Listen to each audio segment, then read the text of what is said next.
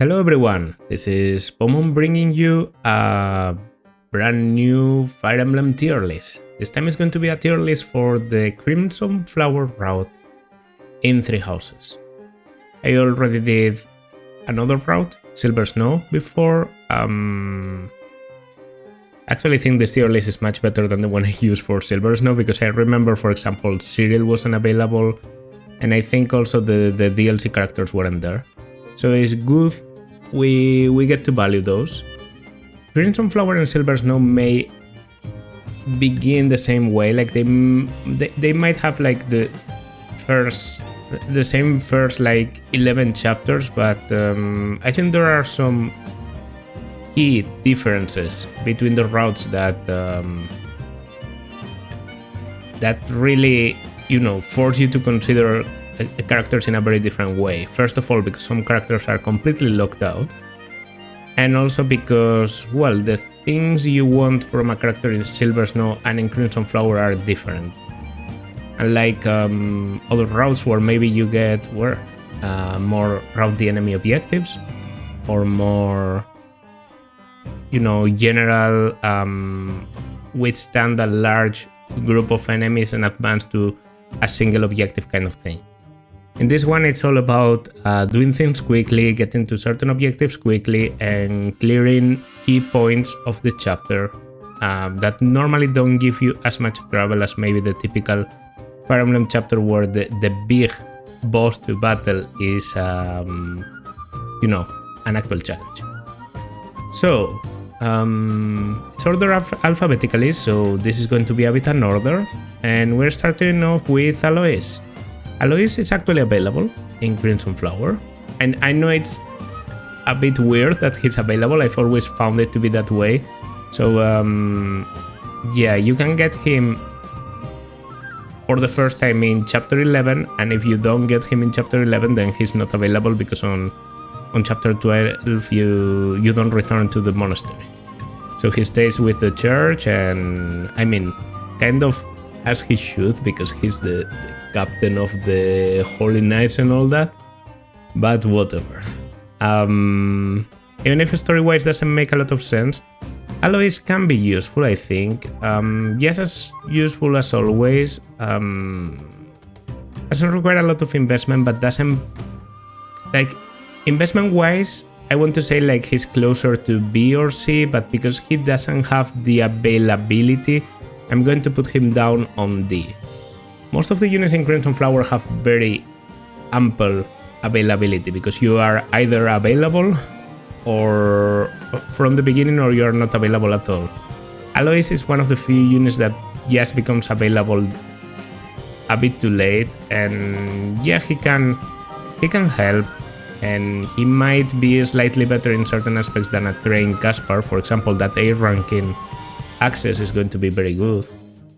So the promo for Wyvern is, kind of possible, but in other aspects he's sort of lagging behind your weapon objectives for the people in your army. C authority is like not insane. Armor rank could be better. He has some things going on for him, but yes, compared to what you can achieve with a unit in 3 houses, I think Alois, while he is a very low effort unit to bring into your army, is also not a very high reward yielding one, Anna is an interesting unit in a DLC 1, so I probably didn't talk about her. Anna is very utility focused. She doesn't have the best stats. You have to think about her like, imagine if Yuri had even worse offenses, right? Not really a lot of attack, not really a lot of magic, yes. Very speedy, and with a spell list focus on utility. Like, she has bolting, she has rescue, she can get a hidden talent on riding, I think it is, for pass. She also has some like bow utility. I don't know, she has interesting combatants, but her stats don't really work that well. it's true that recruiting her is normally a good idea. Like, the only reason not to recruit Anna is because you just don't feel like it, because she's available for free once you get like the free DLC. So you don't even need to have Cinder Shadows to have her available. She does not have supports, so because of that I'm going to put her on D over Alois because of availability, but I do feel like Alois is almost always better than Anna. Even if you train up Anna a lot and you do like the same build you would with Alois, like lots of access or something, well, first of all, War Master wouldn't be available. Flying Anna is pretty cool, and I think she might even have a boon in flying. She also gives you the battalion, like the secret transport force battalion, which is like a straight flying battalion. It's a good battalion, but I'm not counting it as a reason to get Anna. I just think as a unit she leaves a lot to be desired. She doesn't really do anything. She has a lot of unique things, but her combat is so subpar that I don't think it compensates with you know, the utility and the uniqueness. Annette. Wow, okay, I don't want to be negative, but I feel like Annette is one of the worst units to bring out of house, right? It definitely is. Like, the spell list is not crazy. She doesn't have like Thoron for 3 range. She only gets like Excalibur on 8 rank. Also, the Faith spell list is pretty bad because she has like Recover and Abraxas. So no Physic, no Restore, no, I don't know, Fortify, Rescue, whatever. Okay, if I look at it that way, maybe I was a bit too harsh on Anna, because Anna is clearly superior to Annette. At least in this route, Anna and Annette, okay, their names are quite similar. Yeah, at least in this route, like, it's very clear. Maybe in Blue Lions they would be more similar because they are not exactly very good. I know Annette has some things going on for her, like there's the rallies. Basically, she has a lot of rallies available. She has a boon in authority. She's supposed to be like the authority specialized unit in Blue Lions, right? Just like Hubert is the one in Black Eagles and Ignatz the one in Golden Deer. She's the girl with the rallies, and her personal is actually pretty useful with the rally strength. I don't know if she's a better deployment than Alois just because of that rally strength, because Alois also gets a rally. I think it's like rally luck. I guess it's not crazy. I just think Alois is a more low effort unit. I know you can do a lot of like auto leveling thing on the time skip or whatever to have Annette catch up, but mostly I think she's not as good a unit as Alois. Like, the combat just simply isn't there. When you get a mage in 3 houses, you want them to have a certain amount of speed or a certain amount of range, and Annette, yes, it's a bit too slow and a bit too immobile and doesn't have the flexibility that other mages have, so putting her on their rank. And yeah, then there's Ashe, and kind of like, I mean, where else should I put Ashe? The selling point for Ashe on Blue Lions is the bows, because not a lot of units in Blue Lions have bows to use, and it's true in Crimson Flower you might be a bit lacking in terms of bows, because aside from Bernadetta, who else can use bows well? Like, Petra has a boon, but she doesn't get anything interesting. I think she gets like waning shot, which is, yeah. Bernadetta gets Enclosure, which is already much better than Ashe. A single unit already seems to outclass Ashe in terms of bows. Yeah, also his personal is like opening chests, his stats are normally not that good. His proficiencies kind of want him to turn into a wyvern, but everyone can already do that, and we're talking Crimson Flower, so you have to put in some effort to get him, either via support or getting, I think, his like lances and skill, something like that. Lances and skill, lances and authority, or something of the sort. Anyway, he's not the best. He's not the best. He doesn't have good combat, and he has even less uniqueness than Annette, I feel. So I'm going to put him there. Yeah. Alright. Finally time to talk about an actually good unit, because I was starting to feel depressed. Balthus. Balthus is a very good unit. A DLC unit, so obviously the DLC units are normally like a touch over the average unit in Three Houses, but Balthus especially I feel might be the best DLC unit there is. Because he's so fucking tanky, and King of Brawling is such a broken skill that even on Lunatic you can reach certain benchmarks that seem almost impossible by adding, I think it's +6 to strength and defense when you get under a certain amount of HP. At some point in the story, the problem with Balthus becomes that he can't activate King of Brawling because he just takes too little damage even while not being in King of Brawling range. So that should already tell you something. He's like the tankiest of tanks. He's like a fucking truck. Has very good starting proficiencies. Has even some interesting flexibility for magic. If you want to go for War Monk, you have the Restore in his spell list, which is like sort of cool. You know, it's the type of utility that I would appreciate someone like Annette having. I do feel like he's not a unit that is able to solve absolutely everything. He's not an all-doing machine. And as I said, maybe in Crimson Flower you're looking for a more offensive unit. A unit that can delete particular bosses, and not a unit like Balthus who's more thought out for taking on large groups of enemies. Now, I do think Balthus is incredibly good in any route, but especially in Crimson Flower, maybe because of the requirements of the late game, I feel like other unit types might be slightly better. So I'm not going to give him S rank.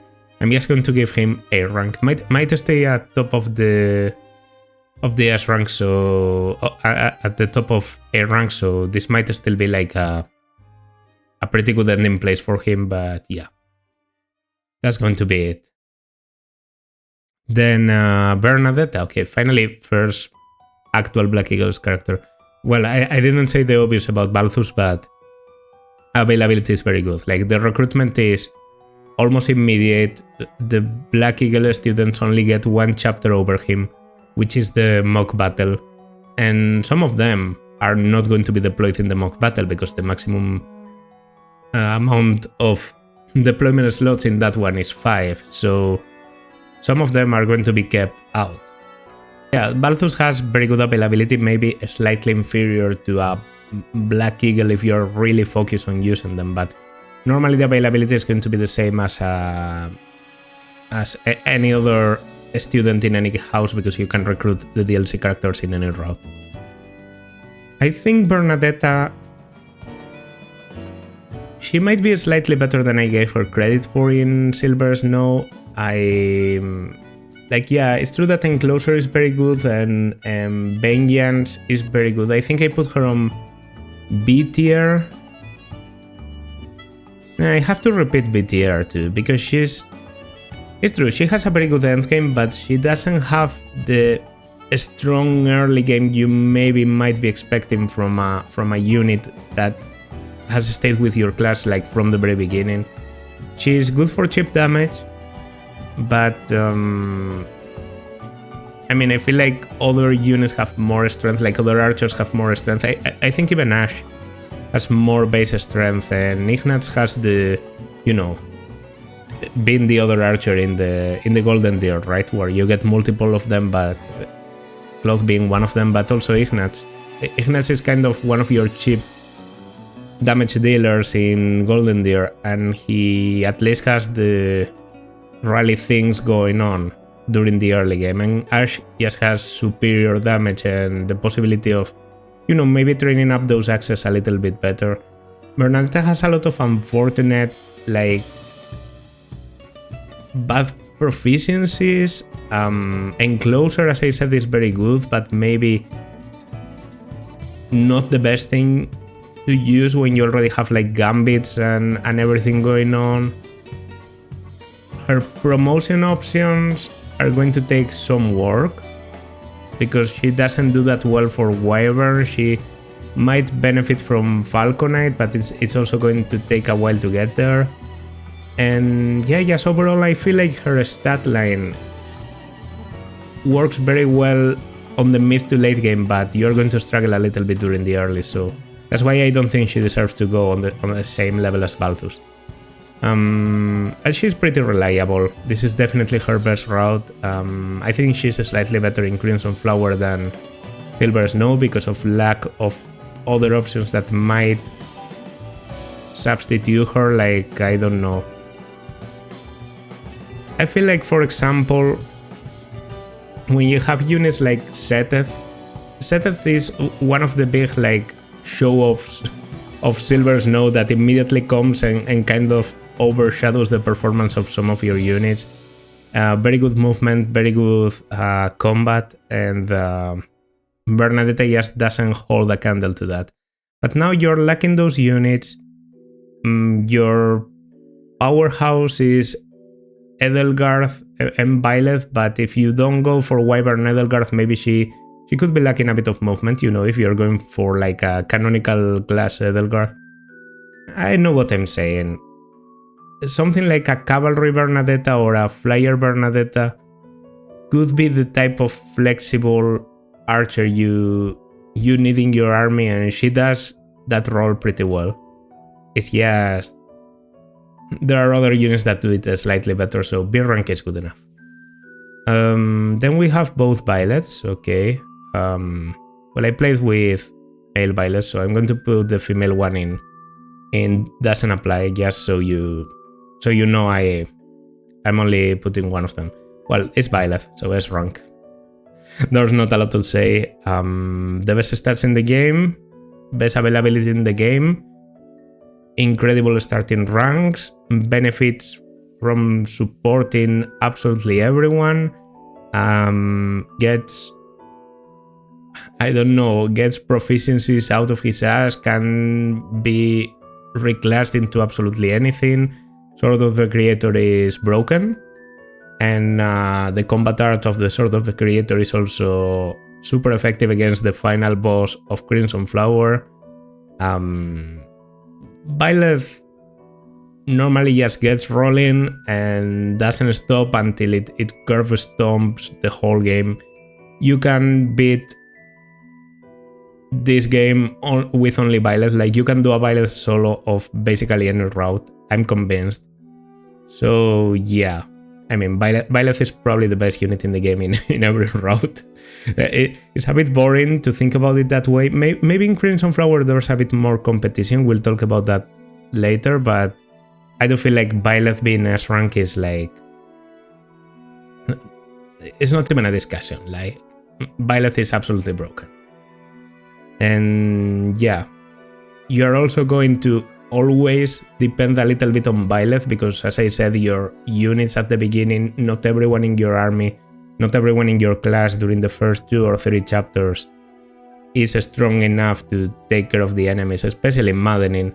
So sometimes you have to depend on Byleth, and they just perform their role very well. They destroy absolutely anything. They get bonus experience just because of virtue of being Byleth.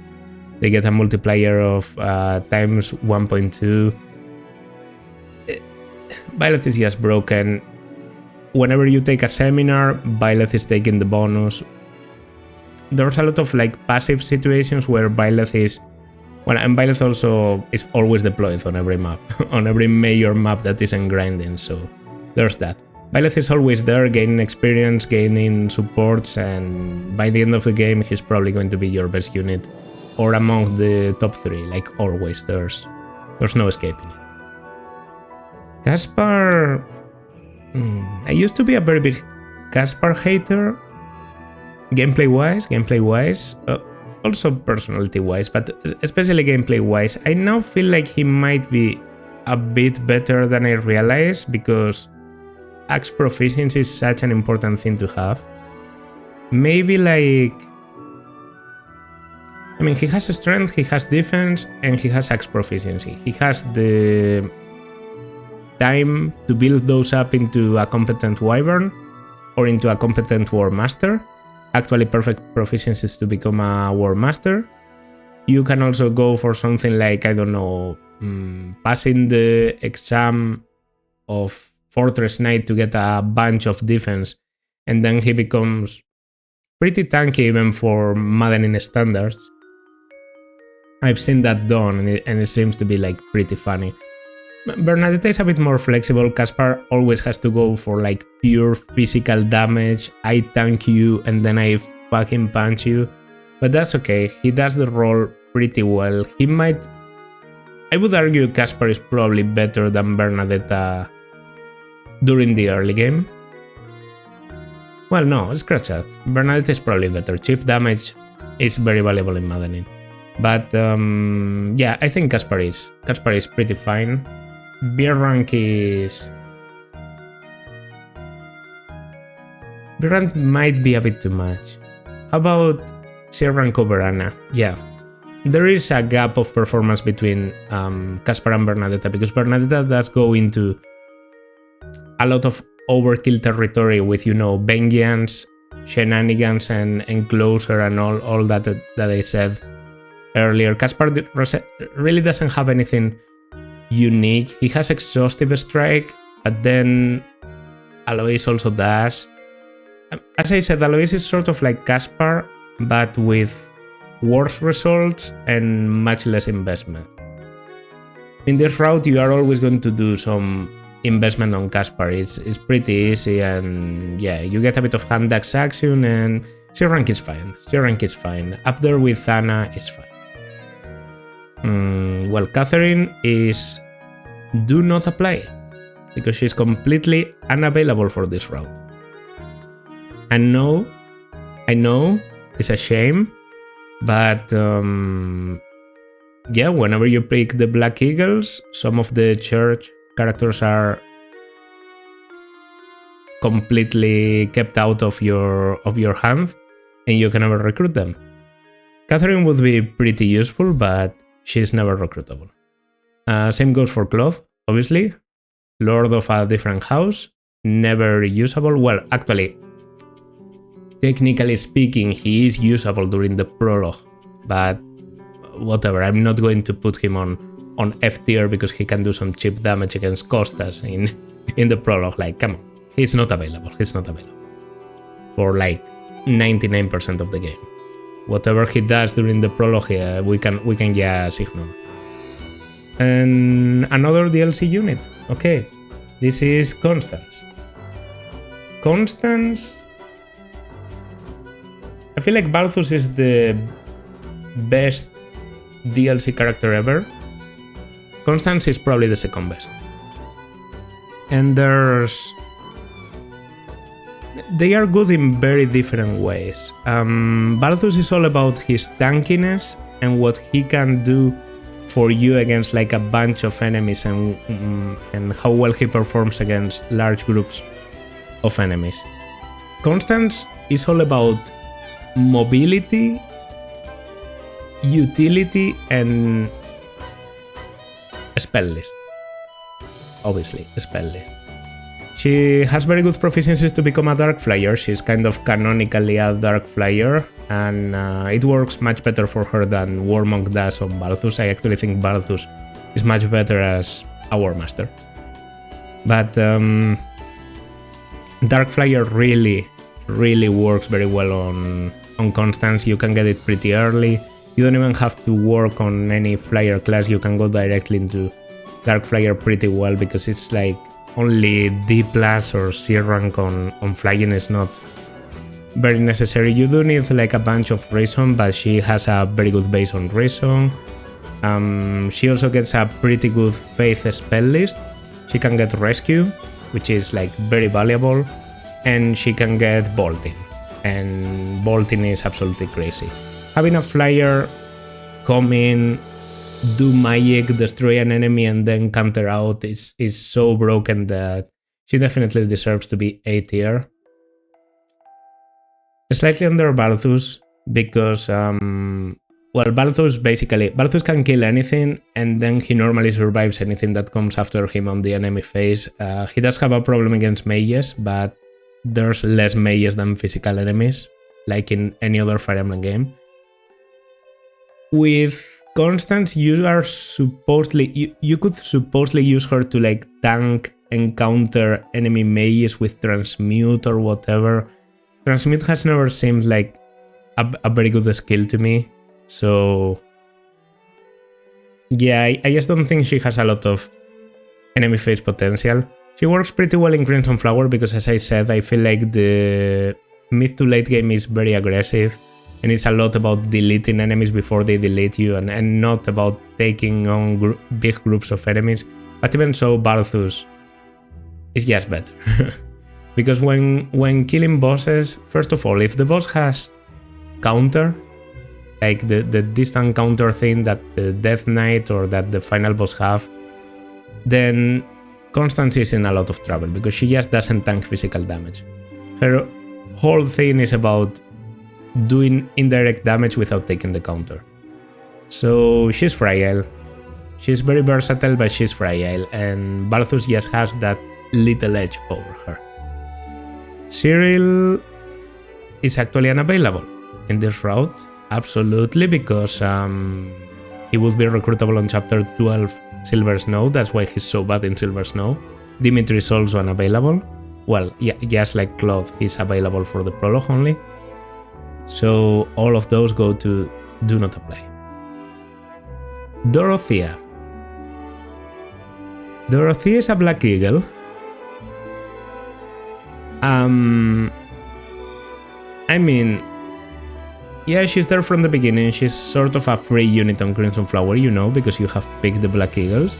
So she's there from the beginning, but Hubert is just so superior to her in any way. The only thing she has over Hubert is early Thoron and the charm, but yeah, she doesn't even have like an authority proficiency. She's supposed to be like mixed with swords, but doesn't get any good. She doesn't have enough attack to make good use of like the sword combat art that races with charm.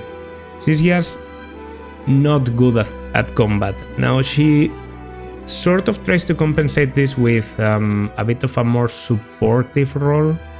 She gets physic, which is pretty good on her faith spell. A lot of characters would, wish they got physic. Like, for example, Annette would be probably on C rank if she only had physic, because she would be an out-of-house recruitment that you can use as a physic bot. So getting physic is already pretty valuable for Dorothea, and you can get there like sort of early, and you can build like a hidden talent and turn her Bane in Faith into a boon, and then you can get her into Gremory due to having a boon in that. And yeah, as a Gremory she works fine because she has a lot of uses of physics, she has a lot of uses of Thoron, of Agnia's Arrow, and she gets Meteor. But I feel like she especially shines as a dancer. As a dancer that keeps holding a meteor, like loading meteor in the chamber but never shooting it, because that is going to provide a linked attack to anyone that is in range, or to any unit that attacks an enemy that is in range of Dorothea, to be more clear. That utility with the meteor, I think, is what makes her a slightly superior dancer to other units. It's true that, yeah, for example, Constance is probably a better dancer, right? Because the bolting is better, and the dodge on Constance is going to be better. Like, both of them are frail, but maybe Constance has a bit more of a speed. And yeah, I just think like Constance generally is a better unit. But because Constance is a better unit, you normally don't want to waste her by turning her into a dancer. Dorothea is like good enough at doing dancer things and mediocre enough at combat that you don't feel like turning her into a dancer is a waste. Because you already have a lot of magic available in Crimson Flower. I don't know, everyone gets magic in that route, that's sort of their thing. So I think Dorothea, because you have Hubert, you have Linhardt, and you can also get like Constance and Hapi, doesn't have that unique role, but because of Meteor and being a very good candidate and basically a free candidate for dancer, she can be in C rank, because this is Black Eagles. I actually think she could even go all the way down to F if you are playing Blue Lions or Golden Deer, at least low D. I think here she can make it to C because she's there from the beginning, you don't need to do anything to recruit her, she's there. And yeah, you can start building the proficiencies into whatever you want. I mean, I don't take the DLC classes into account a lot, but you could turn her into a pretty competent Dark Flyer or a Valkyrie too. Those are probably good options for her in the long run. And you can start working on those earlier than any out-of-house recruitment, like for example, Lysithea. So she has that going on. The Do is route exclusive. Edelgard, oh, I almost wanted to put Edelgard route exclusive. Yeah, she is route exclusive in Black Eagles. A lot of people were sort of angry that I put Edelgard quite high in Silver Snow. I put her high because I think she's one of the best early game units in Silver Snow. Like, yeah, you lose Edelgard completely after a while. I should, by the way... There we go. That's slightly better.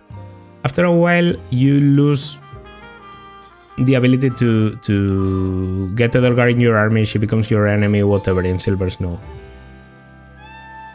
But you're still able to use her for a long while before that, like for 10 chapters. Which is like half of the game in Silver Snow, so I don't get why some comments were very angry about me putting Edelgard quite high. Now, if you thought Edelgard was high in Silver Snow, you might not be ready for this. She has, yeah, the same thing she had in Silver Snow because it's the same early game, but now, instead of becoming unavailable, she becomes even better, and even better. If Edelgard wasn't broken enough, on post-time skip she gets the Amir. Amir is an incredible weapon, one of the best in the game, because of the combat art Radiant Storm. After hitting the enemy with Radiant Storm, you can move again, which means you can just spend multiple uses, because you can stack it again and again and again. You can spend multiple uses of Amir to hit the same enemy multiple times, or to, you know, use enemies as sort of bus stops to cover large distances. This goes absolutely insane when you have something like a Wyvern Edelgard, who's able to like move 8 squares, attack an enemy, and then move another 8 squares and attack an enemy. And with 2 uses of Amir, you suddenly have been able to cover like half the map as flying distance, so that's pretty cool. And she doesn't have any trouble becoming a Wyvern because her proficiencies actually line up very well with that. If you don't want to go for Wyvern, her personal class I've always found works pretty well. I know there are some people that hate it because, you know, armor and everything, but it gives her some very good defenses at the cost of basically no speed because it's very speedy for an armor class. So her combat will be very strong. Just maybe, inferior to a wyvern because the wyvern is the best thing ever. And because the final boss can be such a hassle to battle, and because the Ymir is so easy to repair, because instead of using Umbrella Steel that is sort of disputed with other Heroes Relics, you need to use the... what is it called? Like Agarthite or whatever? Agarth and Steel to repair the Ymir. I think you can repair the Ymir so much and abuse it so much during every map in this game that I'm going to do the radical thing of putting Edelgard over Byleth for this route only. This might be the only route where Byleth loses the first, like the strongest character position to someone else. And that's because of the late game. Kind of. Like, I know Byleth still has a more solid early game than Edelgard, but Edelgard has a lot of free deployments, a lot of things that work more or less the same as Byleth. She has the extra availability of always having to be deployed during the prologue, during chapter 1. I think she's also a force deploy in chapter 4 and in chapter 5. Then I know she's not deployable in chapter 6, but that doesn't really do anything to her.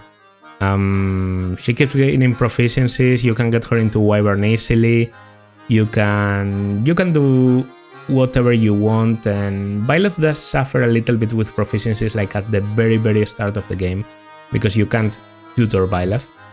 So Edelgard might be able to get into certain classes like Brigand very early and then get Deathblow like even earlier than Byleth, and when she gets Deathblow, it's like fucking over for the enemies. Even in Maddening, you don't really see the difference with Edelgard's performance. She still doubles most of the enemies, she does a lot of damage to the enemies. She has a very competent unit. So I think compared to Byleth, because of the Ymir, I'm going to put her over Byleth.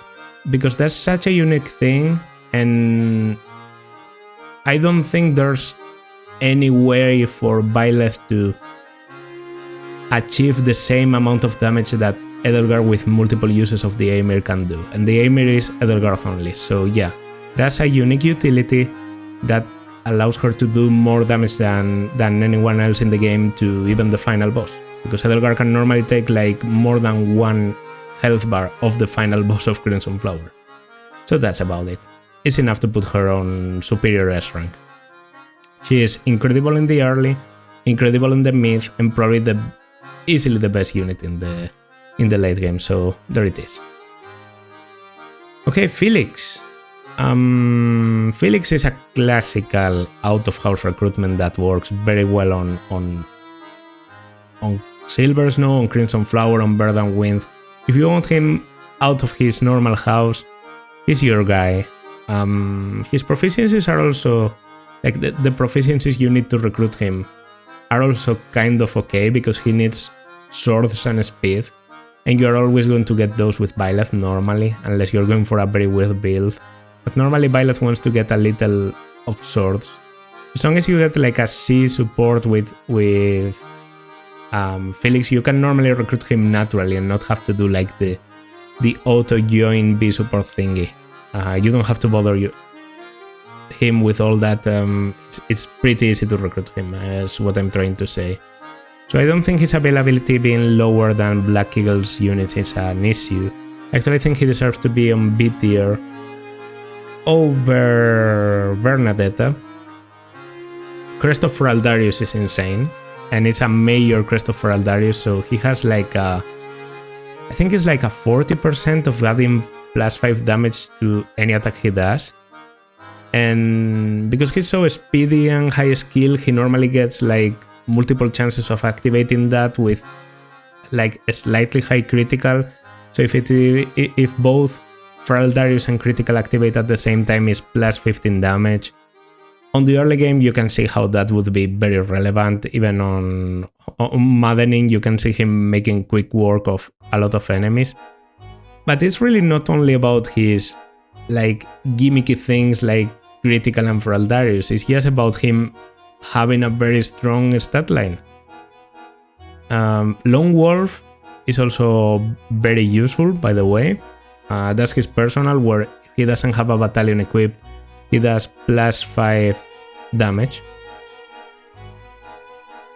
On maddening, you always want to have battalions, so maybe it's not as useful, and during the late game it's going to become sort of a useless skill because you always have a battalion equipped. It always compensates to have a battalion equipped on Felix.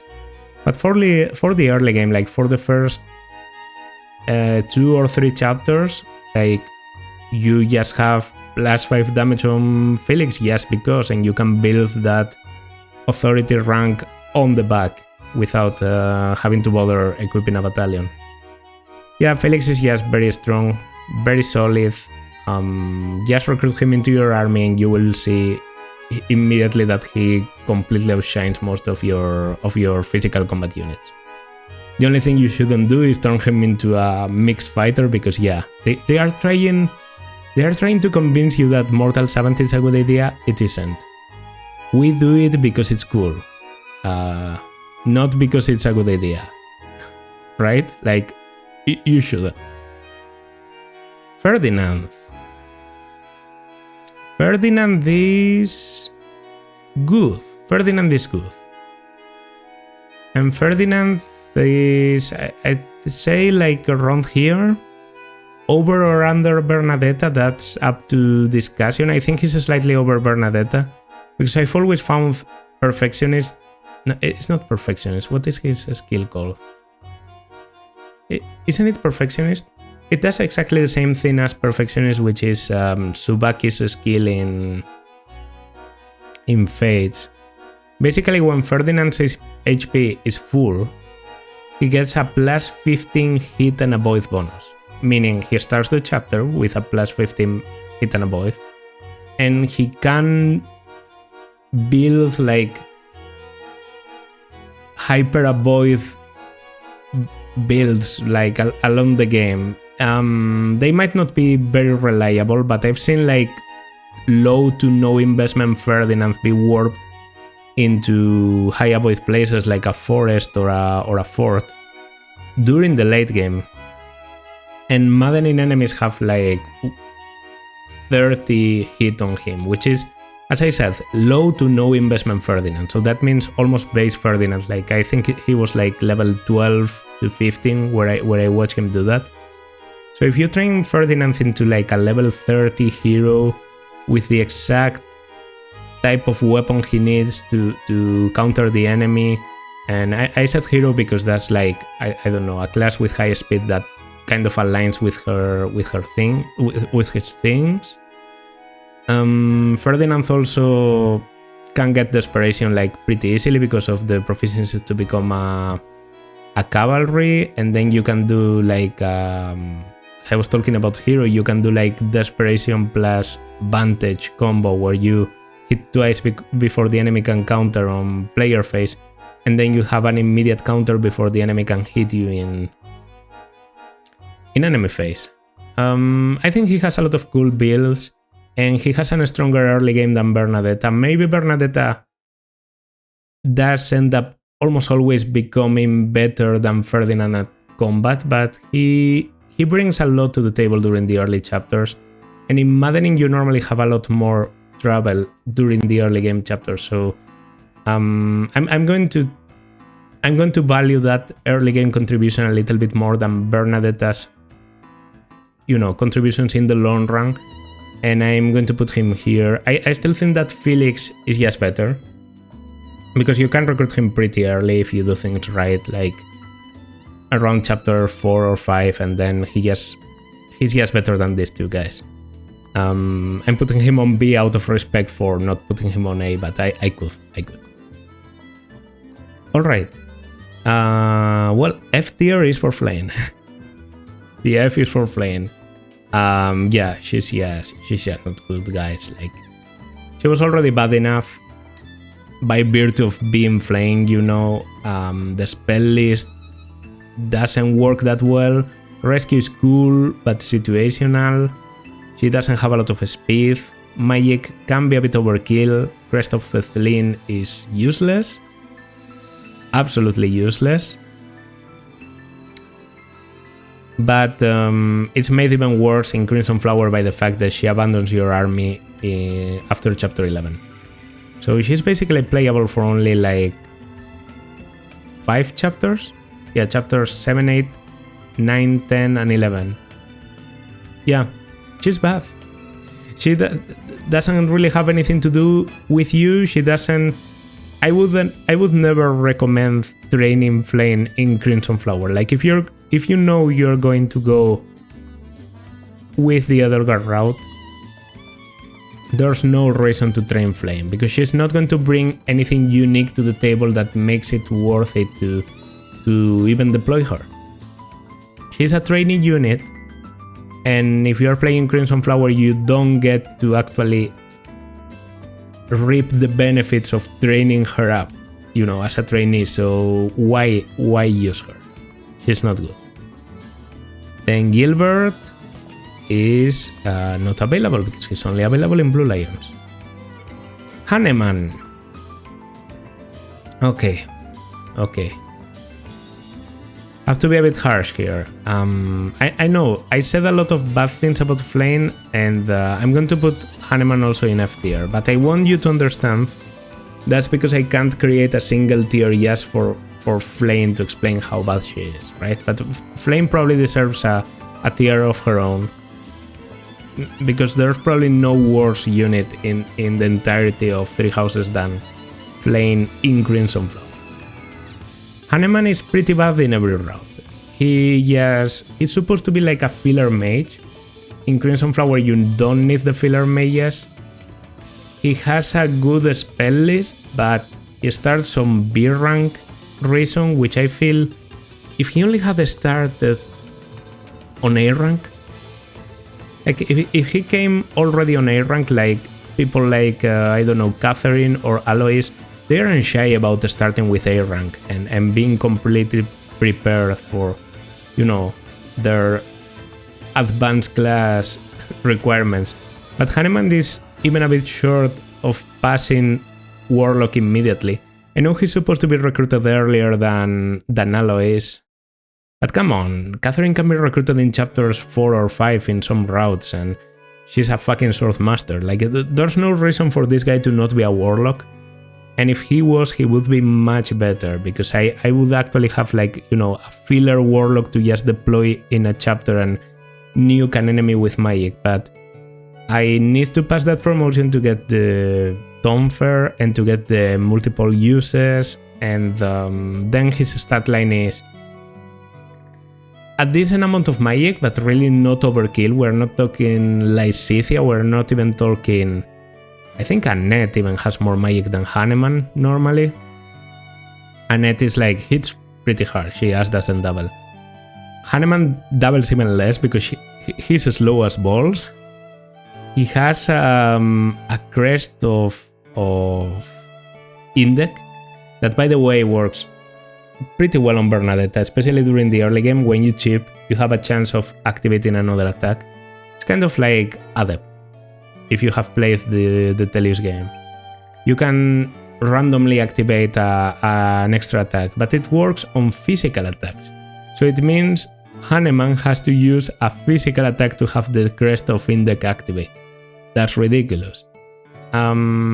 His late game class, like, ideally would be Dark Knight, but he doesn't have any starting rank on cavalry or lances. He only has bows, which is like, bro, come on. So he doesn't make it easy for you to promote him into a Dark Knight. And if that wasn't enough, he also has like only D authority on base. He is not good enough. Not good enough for the point you recruit him on, and doesn't give you anything good even if you train him. Yes, he does have Meteor and Agnias Arrow, but in this route more than in any other, that runs into a bit of a redundancy issue with Dorothea, who has more or less the same spell list, but better because she has Physic. And yeah, I don't know. Hanneman just doesn't cut it for me. He's one of the worst units in Three Houses. I think that's no secret. It's a shame because I like the guy. Like, personality-wise, I think he's cool. But he just doesn't get it. Okay. Time to talk about another DLC unit, and this time it's going to be Hapi, Miss Hapi.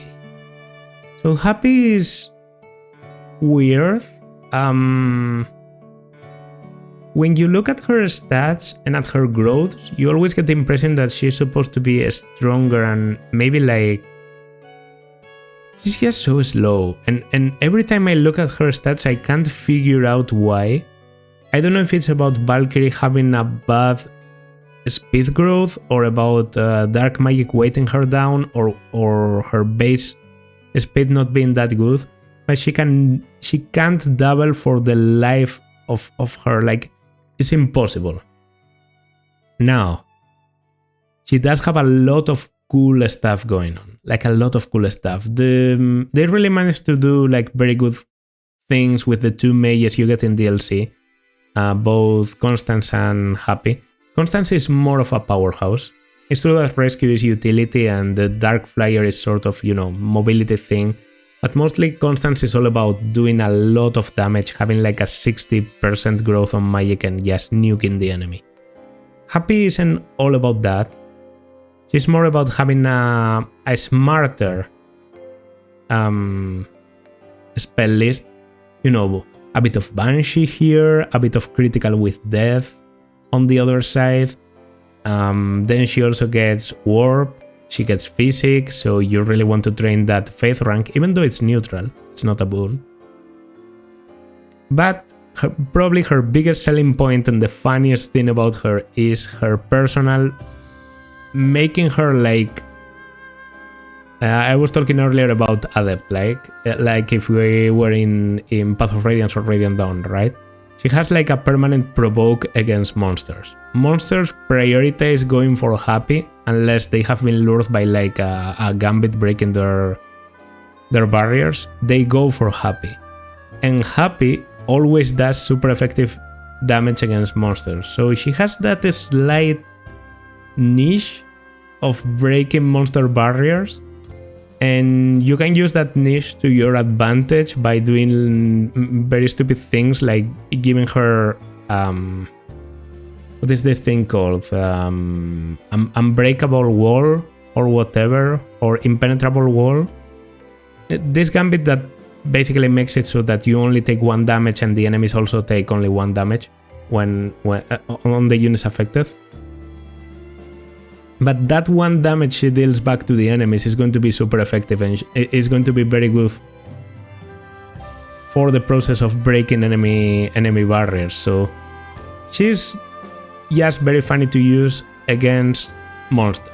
And there are monsters that can be very dangerous in Three Houses. So I do think she has like a bit of a specialized role there. She comes a bit later than Black Eagle's units, and as I said, her combat... My problem with her is her combat isn't crazy, so I think I'm going to put her there. Because she's more fragile than Constance, in a way. Because you kind of need to use her in enemy phase if you want to make full use of these combat battling abilities, as I said. Constance is all about coming, attacking, and dipping. So Constance's, how do I say this? Constance has a role in the army that suits her stat line better. Hapi would prefer having a bit more tankiness and maybe being more of an enemy phase mage, a role that you sort of don't really have on anyone in this game. But she's stuck being like, she has high magic, she has decently high skill, and not really anything else. She's not fast, she's not that mobile on Valkyrie either, so yeah, she is there. She has cool uses, but she's not a game-breaking unit like... I think Balthus and Constance can really destroy entire maps if you use them properly. With Hapi, it's more about using her in an intelligent way. And I think that's rewarding, and I actually prefer her as a unit because that's more interesting in my opinion. But she's not as good. Hilda is not available. Let's remember Hilda is not available until chapter 12 in Silver Snow, and in Crimson Flower she's not available at all. I guess to guarantee that she always sticks with Claude in case you are going with the Edelgard route. Speaking of exclusive, okay. Now, if you know anything about me, you know personality-wise I hate this fucking guy. Like, I think Hubert is one of the worst things to ever be done in the series. He looks like a snake, but not in the good way. He looks like a dirty, you know, a sewer snake, if that's a thing. Like he looks greasy, he looks evil, but not cool evil or edgy evil or anything. No, he just looks like a bad person. Like he genuinely hates. This guy killed his own father and has absolutely no comment to make about it during the whole story except, haha, yeah, I kind of enjoyed it. So, well, whatever. Let me focus on the unit itself. Hubert is actually pretty competent at doing what he is supposed to do, which is magic. I think out of the units with rallies in the different routes, I talked about Annette and about Ignatz. I think he's the worst one, probably. Giving magic, yes, it isn't crazy, bro. Especially considering Annette can give strength and Ignatz can give speed. Hubert just like takes a while to build that rally thing. He's also not flexible at all, and I've always criticized this about Hubert and no one can tell me otherwise. He doesn't have a good faith spell. A faith spell list which is bad. It's bad. He doesn't do good healing, he can only recover, which is meh. It's boring. He has good magic, he's supposed to have good speed, but he sort of runs into a Hapi situation, not to the same degree. I think like with Hapi at some point it's impossible for her to double anything. Hubert can double some stuff, but he's not the speed demons his growths kind of want him to be. Because dark magic is heavy, because he doesn't get a lot of strength due to being in a magical class, so he doesn't compensate the weight of the dark magic.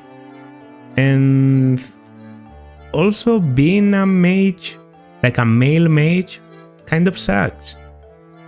Because the best magical class in the game is either Gremory or Dark Flyer, and they are female only. So being a dark mage is cool, and being a dark bishop is like sort of okay with you, but that's about it. You can go for Dark Knight, but then you have to build like A ranking raiding, so it's a bit of a hassle, and in Crimson Flower you only have 18 chapters to do that because it's a bit shorter than other routes. So I think Hubert can run into some trouble. He's still useful because he has Banshee, and Meyer is very, very, very useful on the early game chapters. So he's like he's similar to Hapi but slightly worse. That might mean that Hapi is just better than Felix, and I put you like this. Yeah, I think like that's the difference, right? Hapi's utility maybe puts her over. No. Felix is yes A rank because he's Felix, and that's about it. Hapi and Hubert are similar in a lot of ways. I think his combat is better, and I think her utility is much better, so they kind of compensate. He also has a slight edge of availability, although I guess he loses that because of not being available to use in chapter 11. But he does get like the Bestra engineer thingy later, so he gets a free buff in authority if you don't get that. He can get up to C rank during chapter 11. He has things. Let's leave him on B because I don't want to put anyone lower and I don't want to put anyone higher, so B rank is going to do it. You're not getting higher than that, Hubert. He's pretty fragile too. I mean, Hapi and him really are cut from the same cloth more or less. It's just he's more focused on, well, he's only focused on offense and she's mostly focused on support. Then there's Ignatz. I already talked about Ignatz's utility. I don't think that saves him from being D rank because his combat is just very poor. Slightly over Alois, now I can see that. And as I said, as a staff bot, I think he's not as a staff bot, as a rally bot. I think he's pretty competent. And he also has some cool things like his personal giving him plus 20 hit can be useful in maddening, but mostly there's no reason to recruit Ignatz into a different house. He's okay in Golden Deer, but I haven't seen a lot of people saying like, yeah, I need a unit in this run. You know who could be good to recruit from another house? Ignatz. Never happens. Never happens. Just recruit Felix, bro. Just recruit Felix. He doesn't have the rallies. It doesn't matter. He is the rally. He kills everything.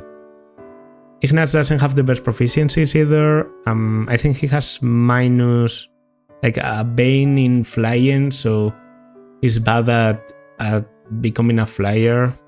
That's not cool. D rank is fine with you. Ingrid is slightly better.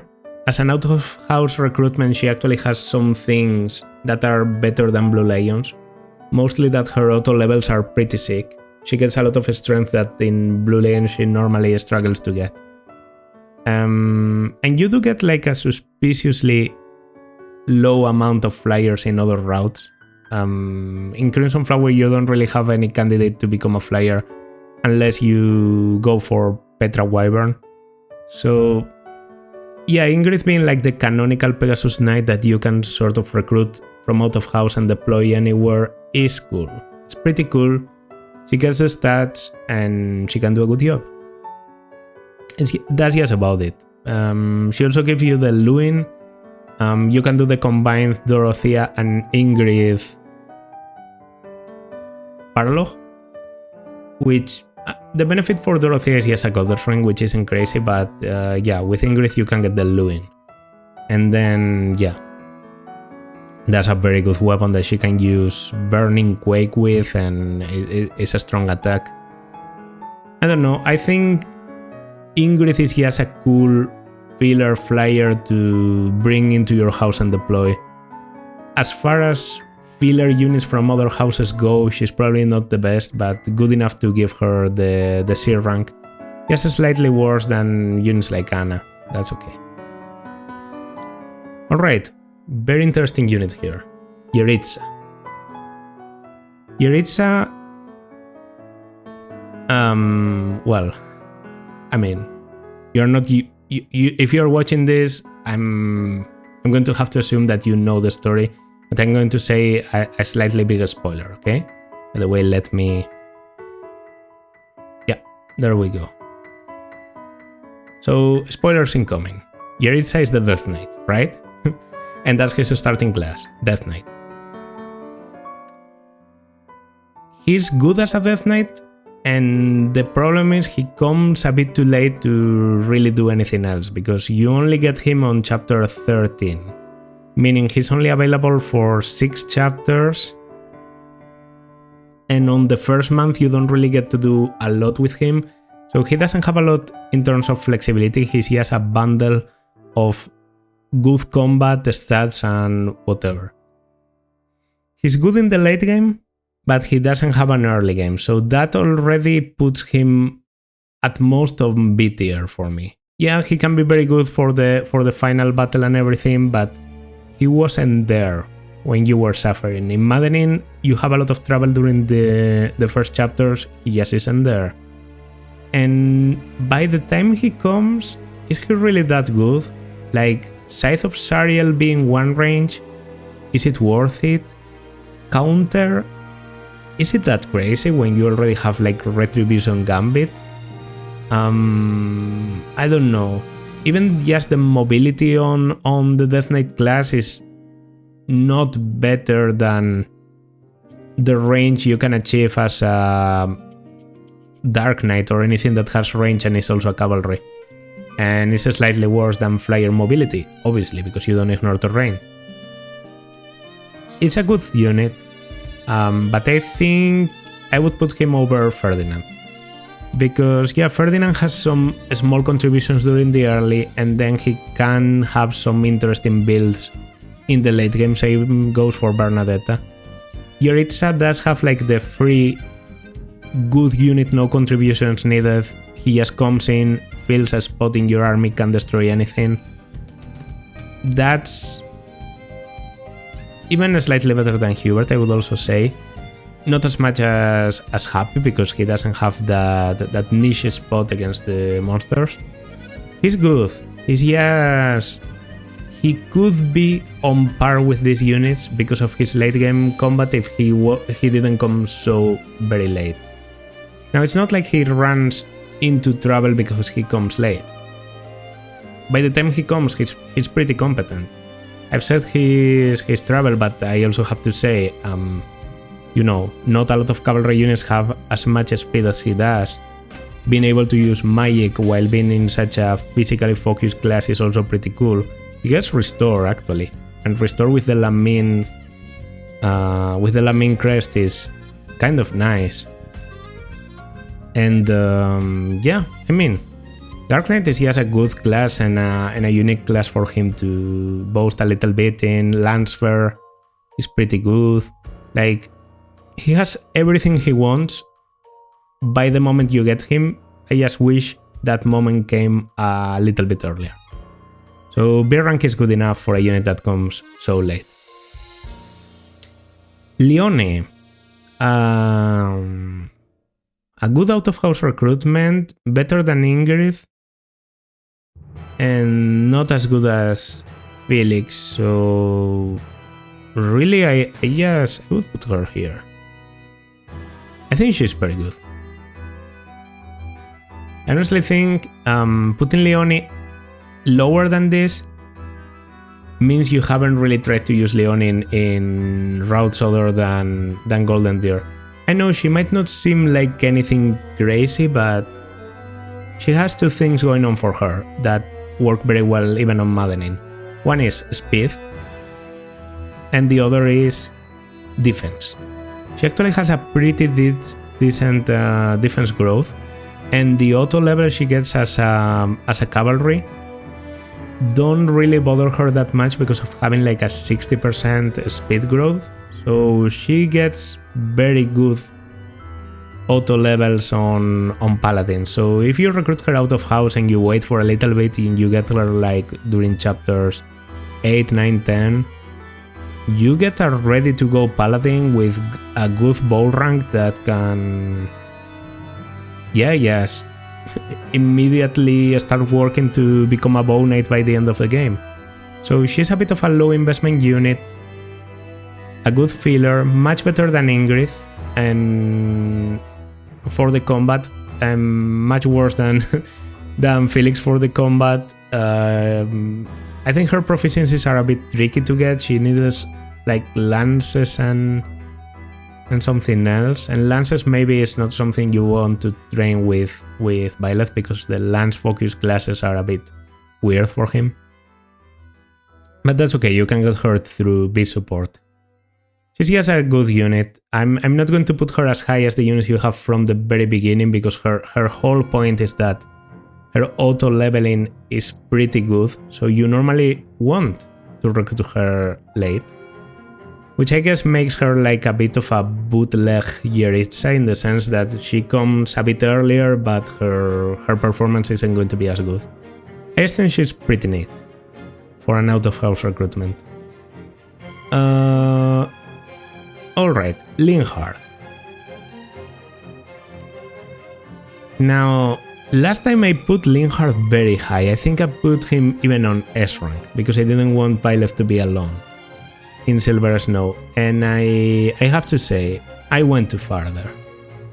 I do think that Linhardt is one of the best mages in the game, even though he has absolutely no combat potential, and that's because his spell list is the best spell list in the game. If you are going to have something for damage, it has to be either range or effective damage, and he does get Excalibur. So Excalibur accomplishes the damage part pretty well because he's not going to double. In that sense, he's very similar to Annette. They actually might have the same reason spell list. But he especially shines in the Faith spell list department. He gets Warp, Restore, and Physic. I think he's the only unit to get Warp, Restore, and Physic. And that's the best possible combination of spells you can get on a support Faith magic unit, ever. I think Mercedes is sort of comparable, but she lacks the Warp. I think Flayn is more unique because of the Rescue, but she lacks the Physic. And I think Marianne, well, Marianne having Aura is just the game developers trying to troll you a little bit. What does this mean for Linhardt? It means that Linhardt really doesn't have to see combat ever to be useful. He's a unit that can keep spamming Physic on every turn, unless he's close enough to do a heal, and then he saves the Physic use for that turn. If you get rattled for some reason, he can do a restore, and if you need a warper, he's your guy. But after filling this tier list with DLC units like Hapi, who are clearly superior to Linhardt in that sense because she has more or less the same spell list. She also gets Physic and Warp. She doesn't get Restore, she actually gets Seraphim on B.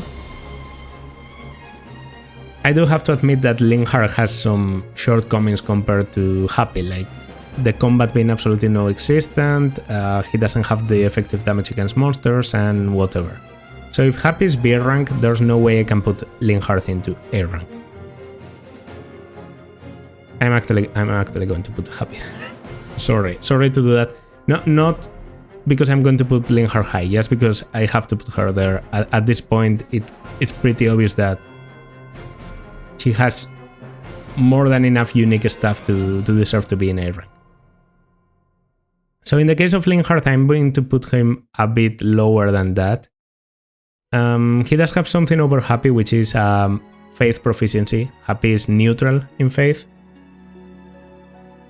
But he doesn't maybe bring as much to the table as Jeritza by the end, so something like this is okay, probably. Better than Ferdinand and worse than Hubert. No, he is better than Hubert. He is better than Hubert. Because, I mean, Hubert has the Mire damage only early, but Linhardt can do cheap damage just as fine. And yeah, the physic utility on this guy is yes, it goes insane. It goes insane. And he's a free recruitment in this route, so you always have him available. He starts very high on Faith. I think he might even have D+, so he might be incredibly close to getting Physic, like from the get-go. You might get him to Physic like for chapter 2. Yeah, he's just the healer. The best healer to ever heal. I actually think I'm going to even do this. Yeah, the slight advantage of availability over Hapi and the proficiency in Faith allowing him to get to Warp before she does bring him up to the top of B tier for me. But I want to make a tier of difference between the two just to clarify that I think Hapi is more interesting, more flexible, and just better overall. That's good enough for Linhardt though. Top of B tier, I know. Some of you are going to say, but how can you do this? This guy is very fragile. Bernadetta one-rounds everything. He can't be over Jeritza because Jeritza clears on the late game. is just the utility. The utility is important. You need a unit to carry those physics, those warps, and I don't know, a silly battalion like a Straith during the early game. And Linhardt is that guy. So yeah, enough said. Lorenz. Lorenz out of house, not crazy. Like better than these guys definitely, but the problem is that Lorenz sort of wants to go for something like Dark Knight, and being out of house recruitment basically ruins his reason rank, so he gets only E+ reason, and then yeah, he's not great. He's like here. I still think he's better than Ashe, but out of house recruitment definitely ruins his ranks. It does quite a job on him, so yeah. Sorry to do this, Lorenz, but I definitely have to put you there. I think Annette has the rallies, at least, so if you really want the perseverance, personal skill, rally strength, she has that. Ashe's combat is just very bad, so yeah, I think Lorenz is better than that. And the auto levels on Paladin aren't that bad. Like he can still be good for a high mobility unit if you really need one. Now a good recruit out of house is Lysithea, and in Crimson Flower you actually have two versions of Lysithea. You can actually get Lysithea for free with no investment during the late game. If you defeat Lysithea with Edelgard, I think, or I think it's actually with Byleth. If you defeat her with Byleth, you can actually get her for free. And she comes with like an A rank in Reason and immediately turn into a Warlock, and so you get a competent black magic user. But I think she's better off being recruited early and helping you to get through the early game with things like Dark Spikes T against the Dark Knight. We are all thinking about that, so might as well say it. I don't think her performance is as stellar as late joining Leonie in chapters 8 and 9. I think Lysithea is better recruited like in chapter 5 maybe or 6 to help against the Dark Knight. Chapter 6 Dark Knight is pretty difficult to defeat, and I think Lysithea can be very helpful there. Maybe you don't need her as much in this route as in others, because Dark Spikes can also be obtained on Hubert, but it's a bit more difficult to do so. So yeah, I'm going to say she's a bit worse than Leonie. But as an out-of-house recruitment, I have to put her over Caspar even so. Yeah, she's just very good in terms of offense. She gets a nice set of supports. Like she supports Edelgard, and she supports Hanneman and Manuela, which are like classical faculty recruitments that you might use as adjutants. So I don't know. I think she's cool.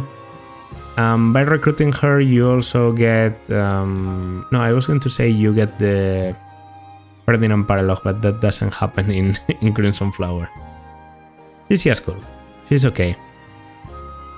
I think that Lysithea is just good enough to go into the city or no matter what route you're getting her in. Okay, speaking of out of house, faculty and all that, we have Manuela here. As I said, Manuela is like I'd say Manuela is probably the most classical like faculty recruitment for Crimson Flower, because you don't really get the option for the very powerful guys like Catherine and Seteth.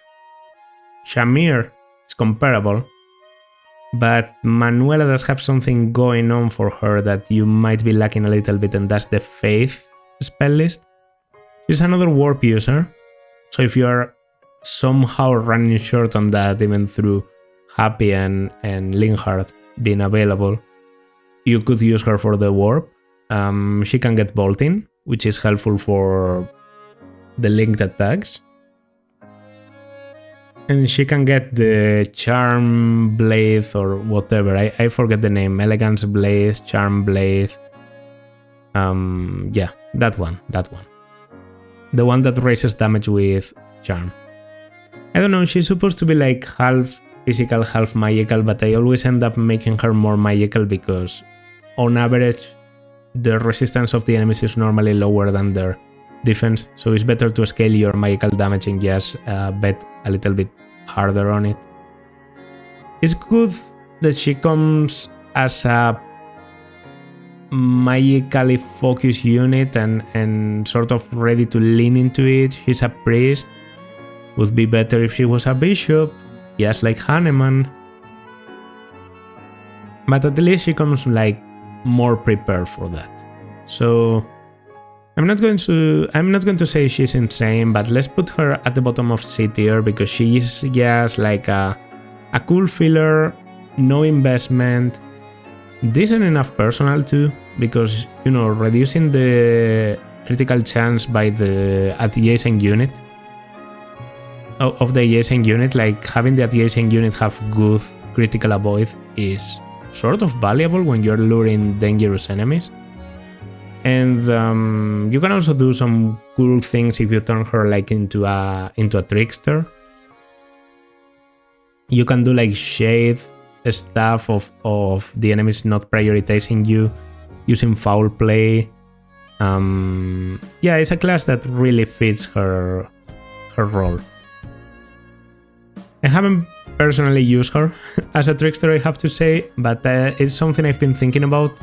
Maybe I will do it on my next 3 houses playthrough, just so you know. Alright, Marianne. Well, yeah. I basically said it, right? When I was talking about Linhardt, I said they kind of were pranking Marianne when they gave her Aura. Because Aura is so bad. Aura is so bad, it's so heavy, it has a very low amount of uses. Marianne doesn't enjoy having Aura as her A rank faith spell. And her B rank faith spell is Silence, which is very unique to her. I actually think the only other unit to get Silence might be Manuela. Manuela gets Silence on B, I think, too. So she does have her niche in being able to use Silence, but aside from that, her most valuable spell is Physic on C.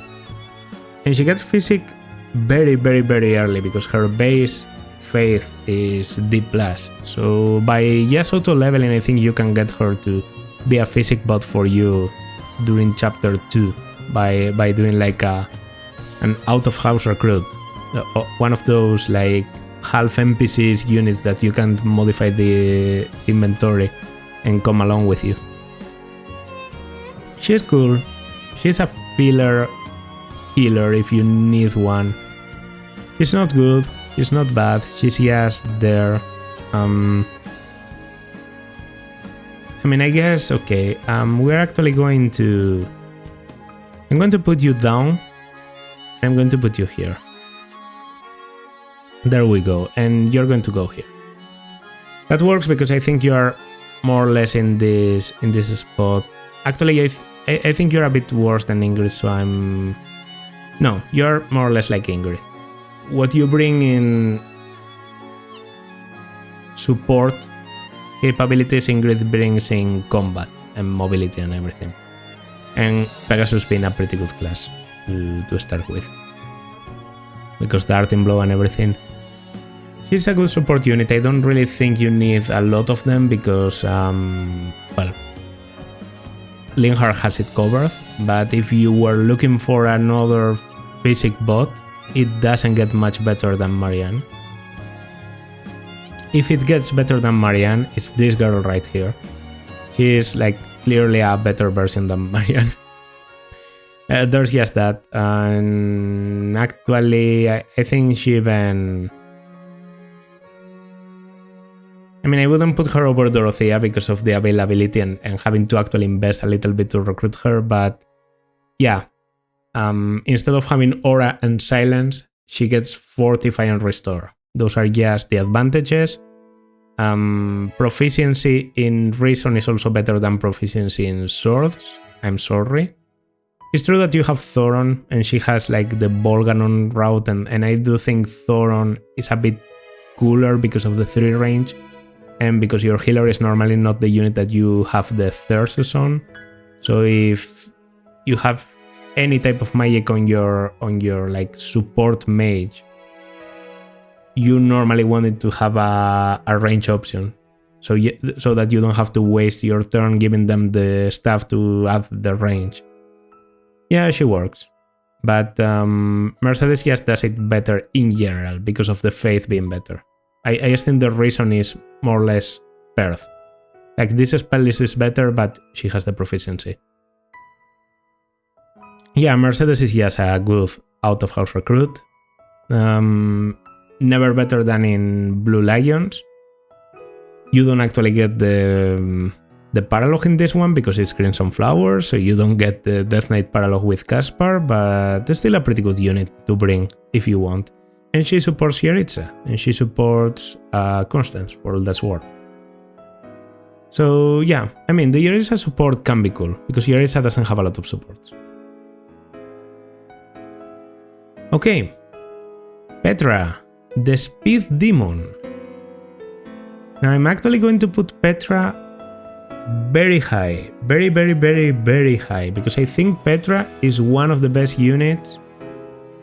Like, aside from Edelgard and Byleth, she has to be the best unit in Black Eagles, just because of that extremely high speed growth, and her proficiency is allowing her to go easily for Wyvern.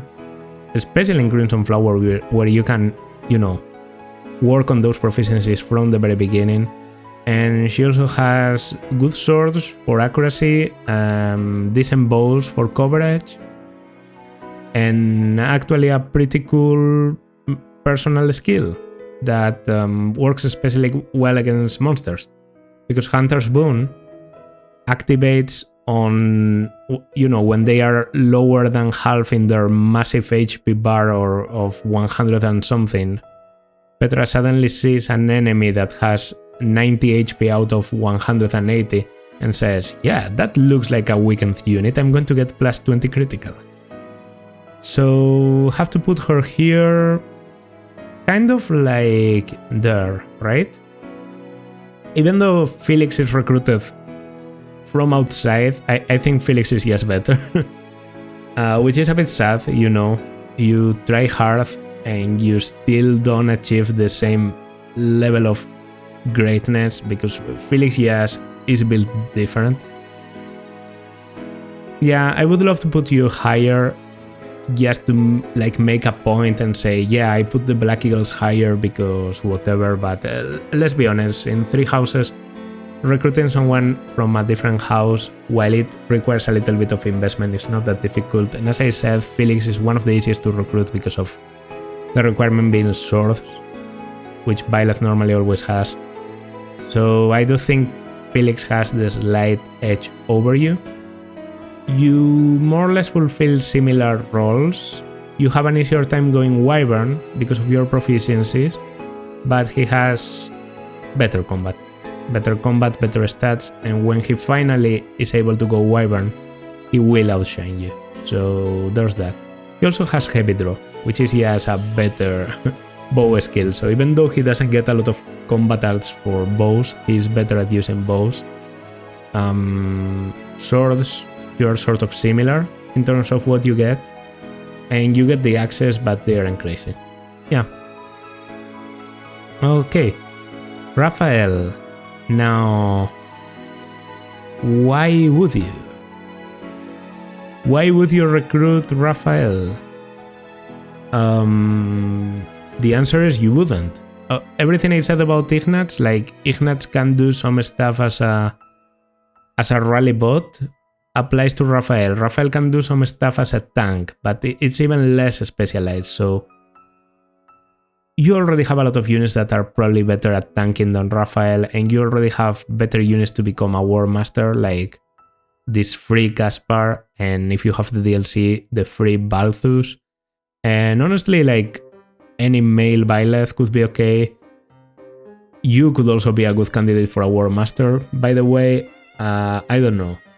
I don't think bringing Raphael is worth it.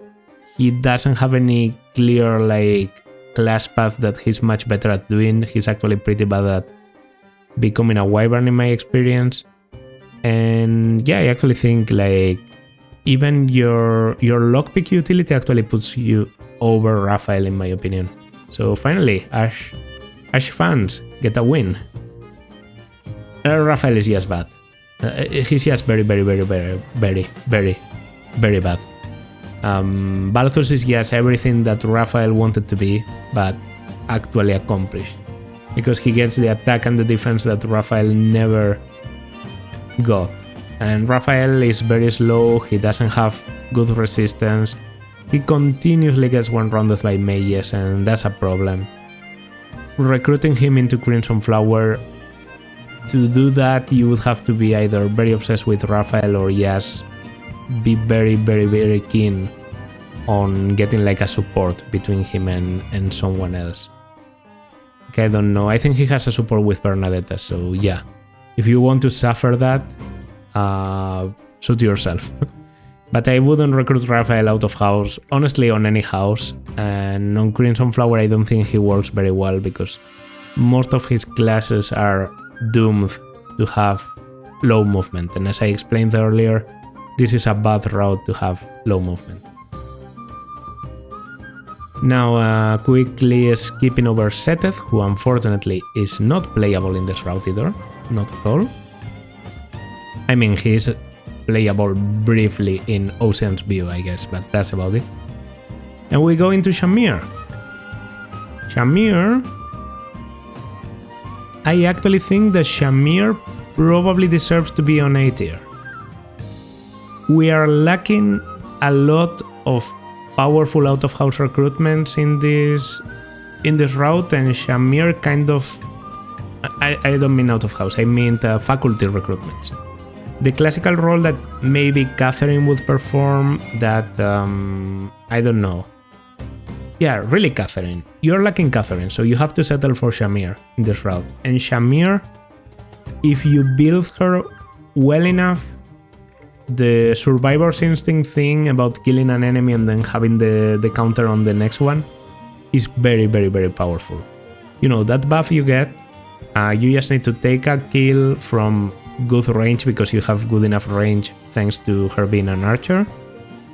You get the buff, you maybe place yourself in a good defensive position because of, you know, the flexibility that having bows provides, and you're good to go. You one-round a lot of enemies in the counter. I've seen this done sort of recently in a series, and it really opened my eyes as to how broken Shamir can be in the early game.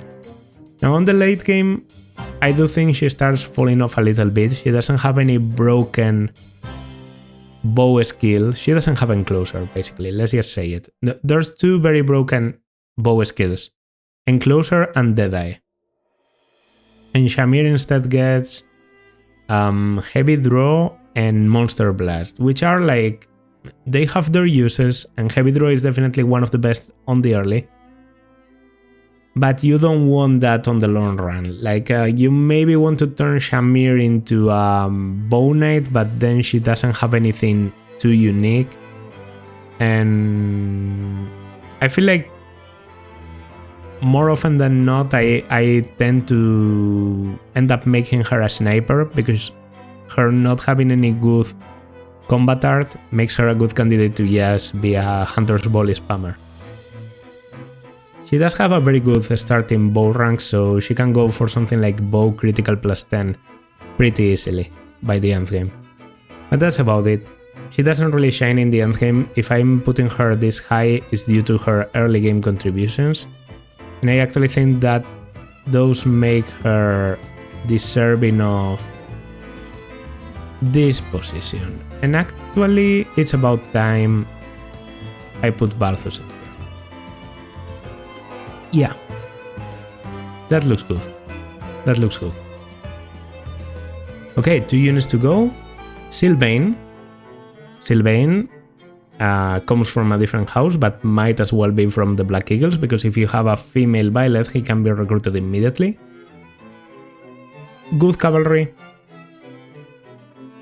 Compared to Ferdinand, maybe, like, I know, comparing units of the same class in 3 houses doesn't really mean a lot, but he's just better than Ferdinand. Like, as much as I wanted to talk about perfectionist and everything, Sylvain just has... It's a bit of Felix and Petra situation, but with the same, like, yeah, he doesn't have the utility, he doesn't have the extra 2 chapters of availability. In his case, a bit less, actually. Maybe just 1 chapter of availability difference, and he's just better, he just has better stats. So he has to be over Ferdinand. And honestly, Axe proficiency, making you like easily go into Wyvern, probably puts you in here. I'm not going to put you higher than that, but I think this is a good point to leave you at. Yeah, this guy has like Axe proficiency for Wyvern, he has Swift Strikes axes, and as I said, he's a very, very easy recruit. You can get him as early as you get the DLC units, so that's very ample availability. Yeah, I'm not saying anything unique now about Sylvain. I honestly think like having a powerful high movement unit, and normally Sylvain tends to end up, because he has good lances, he tends to end up in either a cavalry or a flying class, right? Having a good cavalry / flying unit in late game Crimson Flower is very valuable, and a lot of the units I've put in here are maybe not traditionally turned into flyers or cavalry, right? You're a flyer sort of, and you can be, but yeah, a lot of you have like not the best mobility maybe on your classes. Linhardt definitely doesn't, so I think putting you here on sort of high on B tier is okay. And finally, for the last unit of the DLC to be discussed, and the last unit to be discussed in general, which is Yuri. Yuri, well, I gave you the example earlier, right? Like, Anna is sort of like Yuri if she wasn't as good. Yuri is Anna, but they paid attention to him and they gave him a lot of things to make him more viable. He has a bit more attack, a bit more magic, he actually has a better spell list. He gets aura, which is a bit silly, but he also gets silence, I'm pretty sure, so that's sort of cool. He takes up that niche that I was talking about Marianne having. And more importantly, he's much better at doing physical combat. He gets sword proficiency, he gets finesse blade with high skill, which means good damage, and he gets wind sweep to be able to do an attack and not get countered. I just feel like this guy, like there are better options for combat in the game, but if you check other units and their performance in Maddening, you have to admit that Yuri does pretty well.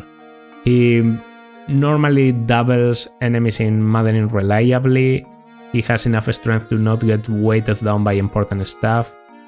Having him in your team also nets you the Feathers of Dromi, and he's a good fit for them. He's an easy B tier for me. He's clearly better than Anna, so he has to be over here, but he's clearly the worst of the DLC units to me, so he has to be in here. If I compare his performance to units like you, he has to be like around the Hubert scale, right? Hubert is more so about purely playing on player phase. Dealing damage to the enemies, chipping and all that. He's a bit more flexible. Yeah, I guess slightly better. but not as good as the Death Knight. And yeah, just the few chapters of combat of the Death Knight outshine the performance of Yuri through the whole game, like, a lot. Yuri he doesn't have a lot of damage, and when I say he doesn't have a lot of damage, I mean it actually ends up becoming a problem. Like, at some point in the game, his damage becomes low enough that the bosses are simply not taking damage from him. He's not even like two-rounding generic enemies. He doesn't have a crest that increases his damage. His crest actually serves to prevent counters. So Yuri really is a lot more about having durability and dodging the enemy attacks, and a lot less about actually killing enemies. He works pretty well as a trickster because that's his canonical class, and well, giving this guy Shade, yes, fits together with the same survivability that I was talking about. Windsweep, High Avoid, and Crest of Leclerc, I think it's called. They all fit together with Shade. And it makes him have like no trouble at all surviving. And then he can, hang around, weakening enemies, but he becomes a bit of a cheap bot that doesn't actually take kills for himself. He's not going to become the monster combat unit that I know Sylvain or Jeritza can become, and even more clearly Petra and Felix. But he's also never going to reach the same support level that Linhardt does. So yeah, leaving him here with like decent enough combat units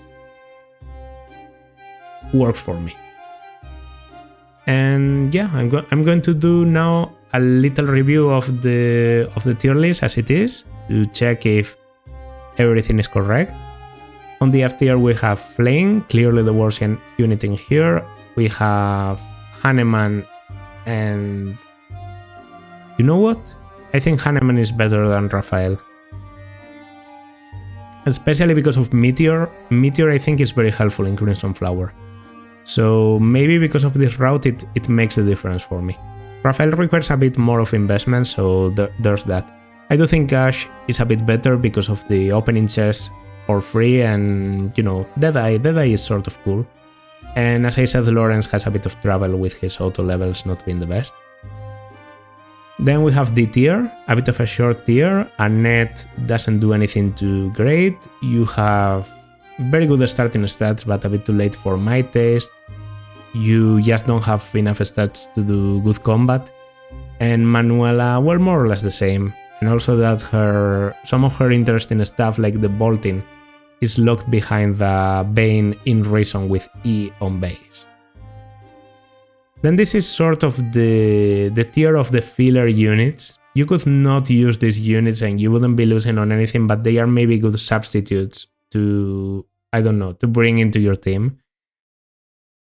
Physic support on both of these girls. We have a good flyer to put in your team.